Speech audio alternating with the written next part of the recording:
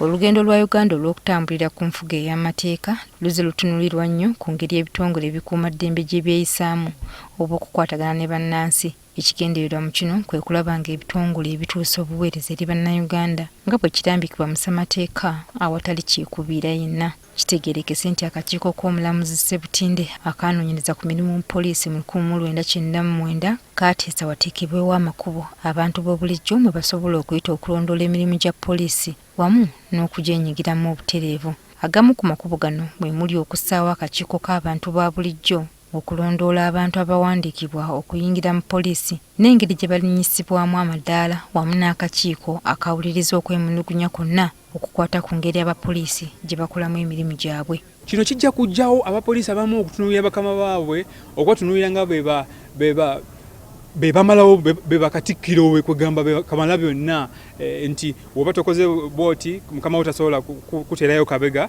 ne bakkuza oba tokoze booti tosobola kuyingira poliisi. Wabula okunoonyereza nkubi kwakoze ku nsonga eno kulaze nti poliisi ebadde tennasa nnongooseriza zino mu nkola. Kakati tuzudde nga ne poliisi si ennyo eri awo erinze nnyo okwetunulamu mu ttooki ng'ogyemu mwetunulako mu ttooki mu biseera bya General Kaihura we yakola ripooti naye nga tetuyimidde bulungi nebadde esebengeredde. Bannamateeka batubulidde akabi akali mu poliisi okulwawo okussa bino mu nkola. Wano mu Uganda okawoolaba nti omuntu alaba omusirikale n'adduka kiba kitegeeza ki nti abantu batya abasirikale batya abapoliisi kubanga poliisi engeri gyekolamu emirimu gyayo kiringanga ekigambibwa nti ye poliisi tekolagana n'abantu erina gwekolera ate nga so tekolera bantu. Kati olutalo tusinga okuba kwe kulwana okufuula poliisi ey'abannansi ne tosobola gifuula y'abannansi nga tomaze kukyusa mu nkulembeze afuuka atya ow'abannansi. Yo poliisi egamba nti baliko bye bakoze. We have our own police authority headed by Minister of Internal Affairs. The people who are there, many of them are civilians.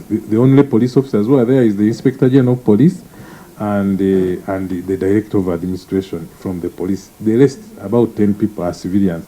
We have our own professional standards units. We have our Directorate of Human Rights and Legal Services.